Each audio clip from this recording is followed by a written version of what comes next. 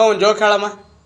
ಯಾಕಳಿ ಅಂದರೆ ನಿನ್ನೆ ಬಂದ್ರಿ ಇವತ್ತಾಗಲೇ ಹೋಗ್ತೀನಿ ಅಂತಿದ್ರಲ್ಲ, ಇದಕ್ಕೆ ಇಲ್ಲ ಅತ್ತೆ ನನಗೆ ಸಖತ್ತಾಗಿ ಅವಮಾನ ಆಯಿತು. ಅವಮಾನ ಆಯ್ತಾ? ಯಾರಪ್ಪ ಮಾಡಿದ್ರು? ನಿಮ್ಮ ಶರತ್ತು ನನ್ನ ಗಾಡಿ ಮೇಲೆ ಕೂಡಿಸ್ಕೊಂಡು ನಮ್ಮ ಮಾವಿನ ತೋಟಕ್ಕೆ ಹೋಗೋಣ ಬಾ ಮಾವ ಅಂದ. ಮಾವಿನ ತೋಟಕ್ಕೆ ಕರ್ಕೊಂಡು ಹೋದ. ಮಾವಿನ ಗಿಡ ನಿಂಗೆ ಹತ್ತಕ್ಕೆ ಬರುತ್ತಾ ಮಾವ ಅಂದ. ಹೌನಪ್ಪ ಬರುತ್ತೆ ಅಂದೆ. ಹತ್ತು ಮಾವ ನೋಡೋಣ ಅಂದ. ಹತ್ತಿದೆ. ಹಣ್ಣುಗಳು ಕಿತ್ತು ಮಾವ ನೋಡೋಣ ಅಂದರೆ ಆ ಗೋಣಿ ಚೀಲ ಹಿಡ್ಕೊಂಬಂದ್ಬಿಟ್ಟದನ್ನ. ಹಣ್ಣು ಕಾಯಿ ಕಿತ್ತಿ ಹಾಕಿದೆ.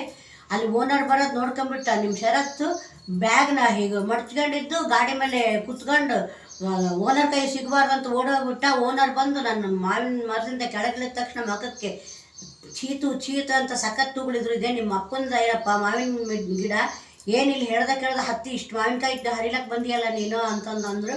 ಅಷ್ಟೊತ್ತಿಗೆ ನಿಮ್ಮ ಮಗ ಶರತ್ ಎಸ್ಕೇಪ್ ಆಗಿಬಿಟ್ಟ. ನಾನು ಸಿಕ್ಕಾಕೊಂಡೆ. ನನಗೆ ಬರೋ ಮುಂದೆ ಗಾಡಿ ಕೂಡ ಇಲ್ಲ ಅತ್ತೆ. ತಾನು ಗಾಡಿ ಹಾಕ್ಕೊಂಡು ಕರ್ಕೊಂಡು ಬಂದತ್ತು. ಗಾಡಿ ಹಾಕ್ಕೊಂಡು ಹಾಗೆ ಹೋಗ್ಬಿಟ್ಟೆ. ಅನ್ನೇ ಸಿಗಬಾರ್ದು ಅಂತ ನಾನು ಉಗುಳಿಸ್ಕೊಂಡು ಬಂದೆ. ನನಗೆ ಬೇಜಾರಾಯ್ತತ್ತೆ. ಅದಕ್ಕೆ ನಾನು ಹೋಗ್ತಾ ಇದ್ದೀನಿ.